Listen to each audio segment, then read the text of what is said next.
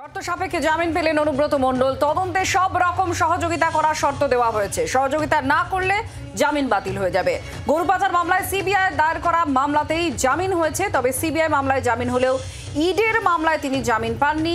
তাই এখনই তিহাড় জেল থেকে অনুব্রত মণ্ডলের মুক্তি নয়।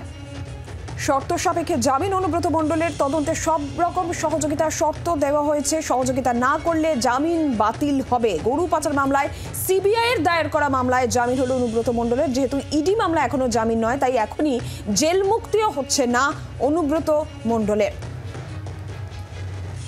আর সরাসরি আমাদের সঙ্গে রয়েছেন আমাদের প্রতিনিধি রাজীব চক্রবর্তী।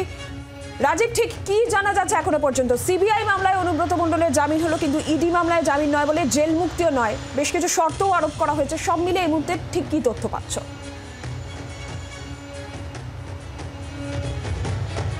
দেখো, প্রথমেই তোমাকে জানিয়ে রাখি যে অনুব্রত মণ্ডলকে আপাতত তিহাড় জেলেই থাকতে হচ্ছে। তিনি জামিন পেলেও কিন্তু জেল থেকে বেরোতে পারবেন না।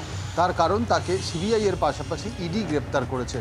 যেহেতু তাকে ইডি গ্রেপ্তার করেছে এবং তিনি সিবিআই এর হাতেও গ্রেপ্তার হয়েছেন, সিবিআই এর মামলায় তাকে আজকে সুপ্রিম কোর্ট জামিন দিয়েছে, সেহেতু তাকে আপাতত ইডির মামলাতেও জামিন পাওয়ার জন্য অপেক্ষা করতে হবে। তোমাকে জানিয়ে রাখি যে সুপ্রিম কোর্টের বিচারপতি বেলা এম ত্রিবেদী এবং বিচারপতি সতীশচন্দ্র শর্মার বেঞ্চে আজকে মামলার শুনানি ছিল। সেখানে বেশ লম্বা কিছুটা শুনানি হয়, যেখানে অনুব্রত মণ্ডলের পক্ষে সওয়াল করেন আইনজীবী মুকুল রোহতগি এবং উল্টো দিকে দেখা যায় সিবিআই এর তরফে সওয়াল করছেন এসভি রাজু, তিনি অ্যাডিশনাল সলিসিটর জেনারেল। এই মামলার শুনানির পর যখন শুনানি চলছে তখন বারংবার অনুব্রত কতটা প্রভাবশালী সেই বিষয়টি কিন্তু সিবিআই এর আইনজীবী তুলে ধরেন। তিনি বলেন যে অনুব্রত মণ্ডল তিনি বিশেষ আদালতের, আসানসোল আদালতের বিশেষ বিচারক, তাকে হুমকি দিয়েছেন এবং সেই মামলা রীতিমতো শুনানি চলছে এবং তদন্ত চলছে। কলকাতা পুলিশ তার তদন্ত করছে এবং তদন্তের তার রিপোর্টও সামনে এসেছে। আবার তিনি যখন তার বিরুদ্ধে মামলা চলছে, শুনানি চলছে, তখন তিনি সরাসরি রাজ্যের মুখ্যমন্ত্রীকে SMS করছেন। অতএব এমন একজন প্রভাবশালী ব্যক্তিকে জামিন দিলে মামলায় প্রভাব পড়বে এবং মামলার তদন্ত অন্য পথে যেতে পারে। এক্ষেত্রে অনুব্রত মণ্ডলের আইনজীবী মুকুল রোহতগি তিনি বলেন একেবারেই এই যে অভিযোগগুলি করা হচ্ছে সেগুলি অনেক দিন আগেকার এবং বিচারককে হুমকি দেওয়ার যে অভিযোগ, রাজেশ চক্রবর্তী বিচারক, যিনি আসানসোল বিশেষ আদালতের বিচারক, সেই বিচারককে হুমকি দেওয়ার যে অভিযোগ সেটা পুরনো এবং সেই মামলায় রীতিমতো দুজনের বিরুদ্ধে মামলা রুজু হয়েছে এবং সেই দুজন অনুব্রত মণ্ডলের নাম করে ফোন করেছিলেন এবং হোয়াটসঅ্যাপ কল করেছিলেন বিচারককে। সেক্ষেত্রে অনুব্রত মণ্ডলের নামে কেন এই পুরো দায়টা চাপানো হচ্ছে, এই বিষয়গুলি তুলে ধরা হয়। এরপর মুকুল রোহতগির একেবারে যে বড় সওয়ালটি ছিল তা হলো এই সিবিআই যে মামলায়, গরু পাচার মামলায় অনুব্রত মণ্ডলকে গ্রেপ্তার করেছে, সেই মামলায় মোট অভিযুক্ত 12 জন। দেখা যাচ্ছে সেই 12 জনের মধ্যে 11 জন জামিনে মুক্ত রয়েছে। তাহলে সেক্ষেত্রে অনুব্রত মণ্ডল কেন জামিন পাবেন না? এবং তিনি সওয়াল করেন যে অনুব্রত মণ্ডলের বিরুদ্ধে যে অভিযোগ এবং মূল মামলা সিবিআই রুজু করেছে, তদন্ত করেছে, দীর্ঘদিন ধরে তদন্ত হচ্ছে, এখন বিচার প্রক্রিয়া শুরু হোক। বিচার প্রক্রিয়া শুরু হলে কোনো আপত্তি নেই এবং সব রকম সহযোগিতা অনুব্রত মণ্ডল করবেন। এরপরেই কিন্তু বিচারপতিরা তারা অনুব্রত মণ্ডলের জামিন মঞ্জুরের সিদ্ধান্ত নেন এবং তাকে জামিনে মুক্ত করার সিদ্ধান্ত নেন। শর্ত দেওয়া হয়েছে তবে কয়েকটি, তাকে তদন্তে সহযোগিতা। শর্ত সেই সম্পর্কে আরো বিস্তারিত অবশ্যই জানবো, তুমি সঙ্গে থাকো। আর তৃণমূল কংগ্রেসের এই নিয়ে আমরা প্রতিক্রিয়া পেয়েছি। তৃণমূল কংগ্রেস নেতা শান্তনু সেন তিনি কি বলেছেন শুনুন। 2022 সালের অগাস্ট মাস থেকে একজনকে গ্রেপ্তার করে রেখে দেওয়া হল। তার স্ত্রী কিছুদিন আগে ক্যান্সারে মারা গেছেন, তবুও ন্যূনতম মানবিক মুখ না দেখিয়ে তার এক মেয়েকে পর্যন্ত গ্রেপ্তার করা হয়েছিল। ইডি বা সিবিআই কোনো তদন্তের সুরাহা করতে পারে না। তারা বিজেপির অঙ্গুলি হেলনে চলে তদন্তের নামে দীর্ঘমেয়াদী প্রহসন করে এবং বেছে বেছে উদ্দেশ্য প্রণোদিতভাবে সারা ভারতবর্ষের বিভিন্ন প্রান্তে বিরোধী শাসিত রাজ্যে বিরোধী নেতানেত্রীদের, তৃণমূল কংগ্রেসের নেতানেত্রীদের কালিমালিপ্ত করার প্রচেষ্টা করে।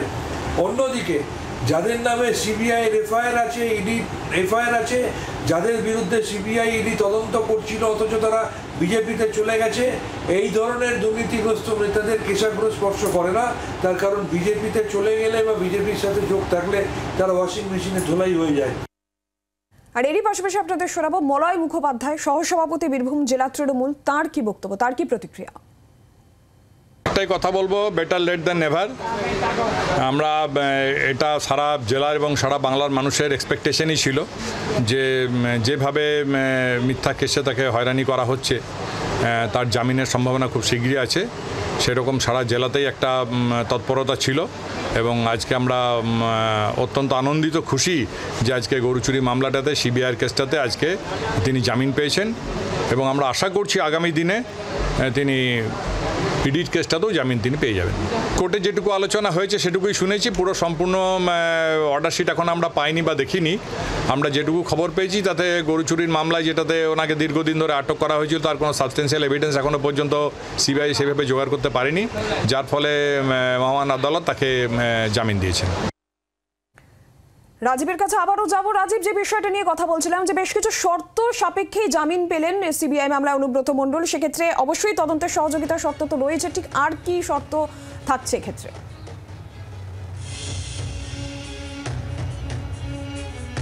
দেখো, কয়েকটি গুরুত্বপূর্ণ শর্ত দেওয়া হয়েছে। প্রথমত, তদন্তে সহযোগিতা করতে হবে এবং তদন্তে সহযোগিতা না করলে জামিন বাতিল হবে, এই কথা সুপ্রিম কোর্ট জানিয়ে দিয়েছে।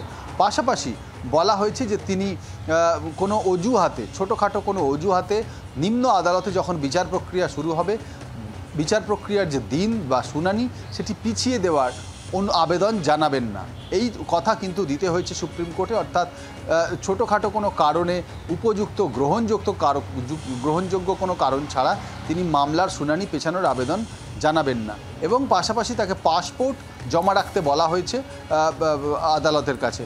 এই বেশ কয়েকটি যে শর্ত তাকে দেওয়া হয়েছে সেই শর্তের প্রেক্ষিতেই তাকে আজকে জামিন দিয়েছে সুপ্রিম কোর্ট। সুপ্রিম কোর্টের বিচারপতি বেলা এম ত্রিবেদী এবং বিচারপতি বেলা এম ত্রিবেদীর যে বেঞ্চ তাকে আজকে নির্দেশ দিয়েছে তাকে জামিনে মুক্ত করার, কিন্তু এর পরেও তিনি জেল থেকে আপাতত মুক্তি পাচ্ছেন না। তার কারণ যেমনটা জানাচ্ছিলাম যে ইডির মামলাগুলি কিন্তু এখনো পর্যন্ত চলছে এবং সেই মামলায় তাকে জামিন পেতে হবে। বাংলার আওয়াজ, বাঙালির আবেগ, জি 24 ঘন্টা।